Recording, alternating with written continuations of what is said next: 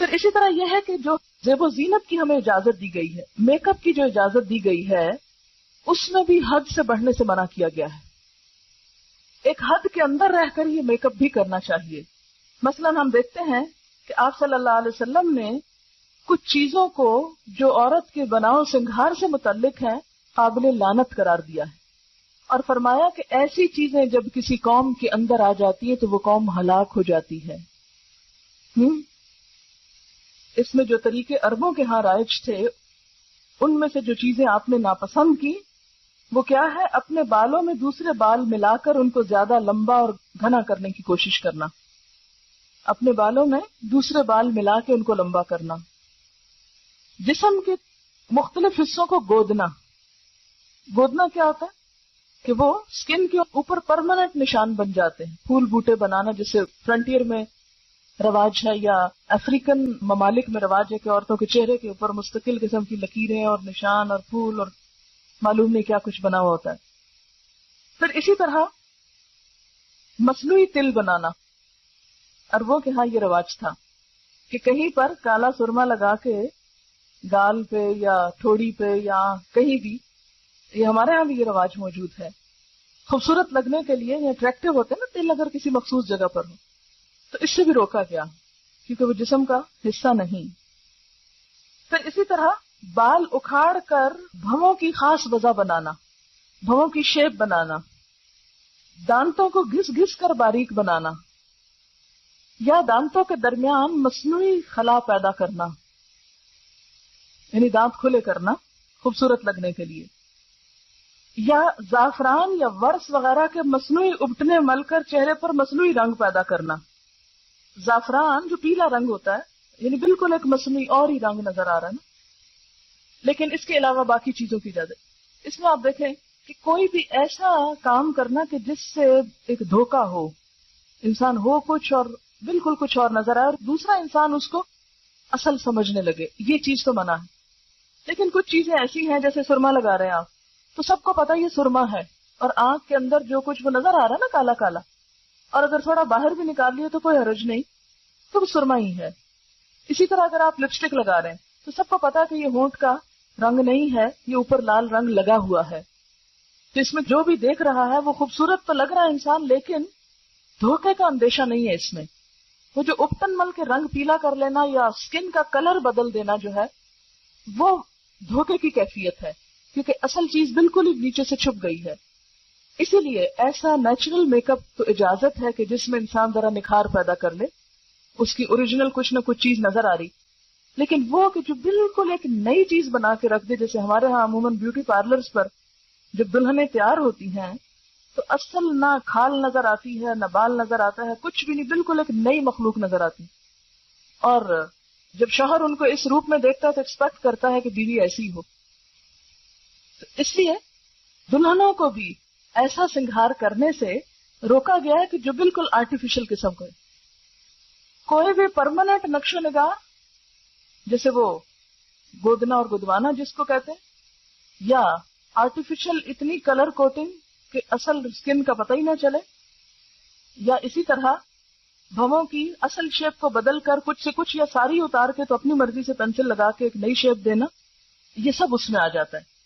ہاں بھویں مثلاً یہاں سے دو جڑی ہوئی ہیں، تو اب یہ کیا ہے کہ یہ ایک اوریجنل عورت کی شکل نہیں ہوتی، ایک بیماری آپ کہہ سکتے ہیں۔ اس میں اگر ان کو الگ کر لیا جائے تو وہ فطرت پر لانا ہے، فطرت میں تبدیلی نہیں ہے۔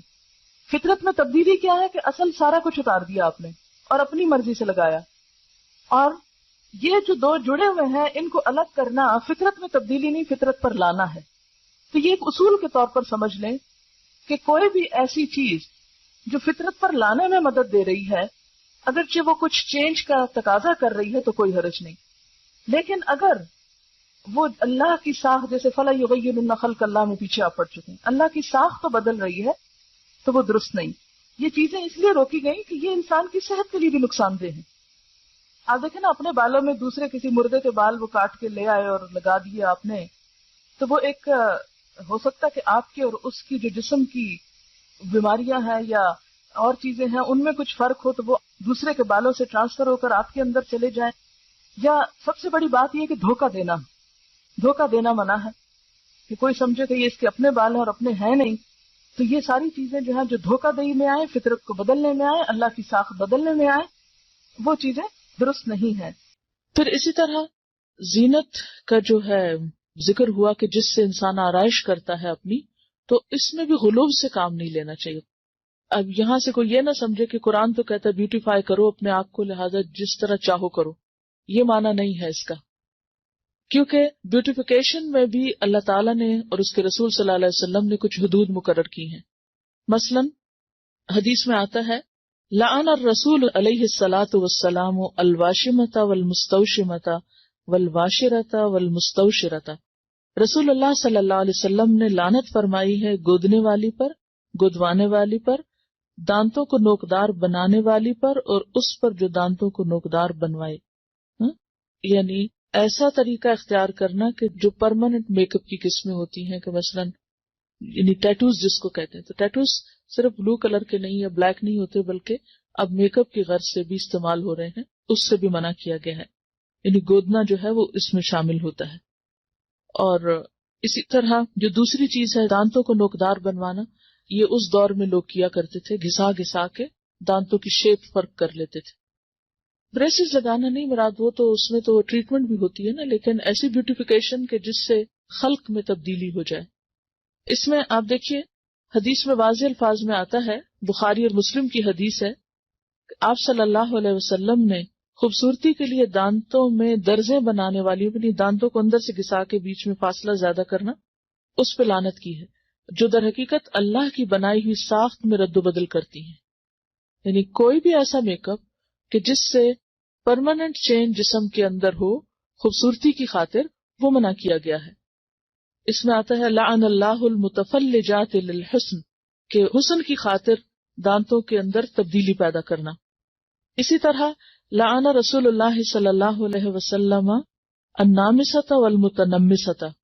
آپ صلی اللہ علیہ وسلم نے بال نوچنے والی پر اور اس پر جو کسی سے خدمت لے اس پر بھی لعنت کی ہے. اور اس میں بھی ایک تو وہ بال ہیں جو بیماری کے طور پر ہیں، جیسے چن پر یا لپس وغیرہ پر، تو وہ نہیں. ایک وہ ہے کہ جو آنکھوں کی جو بھویں وغیرہ ہیں ان کو تراشنے کے لیے بنائے جاتے ہیں، وہ شامل ہیں. نہیں ویکسنگ نہیں آتی کیونکہ وہ اذیت کا سبب ہے نا. جو بال اعضاء میں آتے ہیں کہ عورت کو مرد بنا دے، یعنی بازوؤں پر یا چہرے پر ایسے بال کہ جو عورت کو عورت نہیں بلکہ مردوں سے مشابہ کر دیں، ان کو اتارنے کی اجازت ہے، اس سے منع نہیں کیا گیا. بلکہ اس میں آپ دیکھیے کہ طبرانی کی روایت ہے کہ ابو اسحاق کی بیوی جو نوجوان تھی اور خوبصورتی کی شائق تھی، حضرت عائشہ کی خدمت میں حاضر ہوئی اور پوچھا کہ عورت اپنے شوہر کے لیے اپنے رخسار کے بال، رخسار کہتے ہیں نا چیکس کو، صاف کر سکتی ہے؟ حضرت عائشہ نے فرمایا اذیت کو ممکنہ حد تک دور کرو، کیونکہ یہ اذیت کا باعث ہے. یعنی عورت کے منہ پر بال جو ہیں وہ مرد کے لیے اذیت کا باعث ہے. تو یہ کتاب اللباس فتح الباری میں روایت آئی ہے، تو اس کی اجازت ہے. اسی طرح بالوں میں بال جوڑنا جو ہے، جوڑا بنانا یا بالوں کو کسی بھی طرح پیچ کر کے اس میں لگا کے خوبصورت بننا جو ہے وہ بھی منع ہے. حدیث میں آتا ہے، بخاری کی روایت ہے، اللہ تعالیٰ نے بال جوڑنے والی اور جڑوانے والی عورت پر لعنت فرمائی ہے. اور اس میں آپ دیکھیے کہ ان ساری جو احادیث ان میں ایک چیز مشترک ہے، اور وہ کیا ہے؟ لعنت کا لفظ. یعنی اللہ کی رحمت سے دور ہیں ایسے لوگ. ایک اور حدیث میں آتا ہے کہ بنی اسرائیل اس وقت ہلاک ہوئے جب ان کی عورتوں نے ایسے کام کیے. یعنی بنی اسرائیل کی ہلاکت کے پیچھے بھی ان کی عورتوں کی حد سے زیادہ زینت میں دلچسپی تھی. پھر اسی طرح ایک اور حدیث ہے جس سے پتہ چلتا ہے کہ بالوں کے اندر اگر کوئی جیسے دھاگے کے یا اون کے کوئی پیچز لگائے جائے تو منع نہیں ہے زینت کے لیے، جیسے چٹیا ڈالتے ہیں یا مہندی یا پراندہ یا وہ جو کلپس وغیرہ ڈالتے ہیں یا بیڈز ڈالتے ہیں، اس سے منع نہیں کیا گیا کیونکہ وہ پتہ چل رہا ہے کہ کوئی ایکسٹرا چیز ہے. اور پھر اسی طرح یہ ہے کہ خضاب لگانا جو ہے، یعنی بالوں کو رنگ لگانا، اس میں سیاہ رنگ سے منع کیا گیا ہے. لیکن جو نیچرل کلر ہیں جیسے مہندی ہے یا کوئی بھی نیچرل کلر ہے اس کی اجازت ہے. بالکل ٹوٹلی کالا کرنا جو ہے وہ منع ہے، مگر کالے کے علاوہ اور رنگ جو ہے ان کی رخصت ملتی ہے. اس میں ہم دیکھتے ہیں کہ واضح طور پر حکم ہے. ابو ہریرہ کی روایت ہے کہ نبی صلی اللہ علیہ وسلم نے فرمایا، یہود و نصارہ خضاب نہیں لگاتے تم ان کے خلاف طرز عمل اختیار کرو، یعنی بال سفید رکھنا پسندیدہ نہیں، ان کو رنگنا زیادہ پسندیدہ ہے. ٹھیک ہے، یعنی بعض لوگوں کا خیال یہ ہے کہ کلر کرنا جو ہے یا خضاب لگانا جو ہے وہ شاید تقوی کے خلاف ہے. تو اس کے برعکس آپ نے کیا فرمایا کہ یہود و نصارہ اس کو نہیں پسند کرتے، کیونکہ ان کے ہاں بزرگی کی علامت کیا ہے کہ اپنے بال وائٹ کر لو. لیکن آپ نے کیا فرمایا کہ نہیں، تم رنگو. اور اس میں ہم دیکھتے ہیں کہ حضرت ابوبکر اور حضرت عمر خضاب لگاتے تھے، لیکن بعض صحابہ کو پسند نہیں تھا، جیسے طبعی طور پر جیسے حضرت علی ہیں، ابی بن کعب، حضرت انس، ان کو پسند نہیں تھا. تو یہ نہیں کہا گیا کہ تم ضرور لگاؤ، یعنی تاکید بھی نہیں کی کہ کیوں. اگر کوئی اس لیے نہیں کر رہا، یعنی کسی اور قوم کی مشابہت میں نہیں کر رہا، اپنی ذاتی دلچسپی کی بنا پر اس کو نہیں شوق لگانے کا، تو اس کے لیے رعایت ہے. ایسا بھی نہیں کہ وہ ضرور ہی لگائے، لیکن لگانا جو ہے اس میں ممانعت نہیں. ہاں، اب کیا لگایا جائے اور کیا نہ لگایا جائے اس کے اوپر توجہ کرنے کی ضرورت ہے.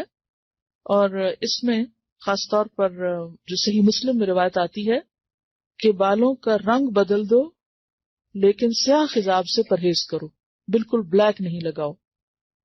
امام زہری فرماتے ہیں جب تک ہمارا چہرہ تر و تازہ تھا ہم سیاہ خضاب استعمال کرتے، لیکن جب سے چہرے اور دانتوں میں تغیر آ گیا ہم نے اس کا استعمال چھوڑ دیا. بالکل بلیک سے کیوں منع کیا گیا؟ کیونکہ یہ بھی ایک طرح سے دھوکہ دینے والی بات ہو جاتی ہے. آپ نے فرمایا بہترین چیز جس سے تم سفید بالوں کا رنگ بدل سکتے ہو وہ حنا اور کتم ہے. کتم جو ہے یہ یمن کی ایک بوٹی ہوتی ہے جس کا ریڈش بلیک کلر ہوتا ہے، سیاہ مائل بسرخ ہوتا ہے. اور حنا کا رنگ تو سب کو معلوم ہے.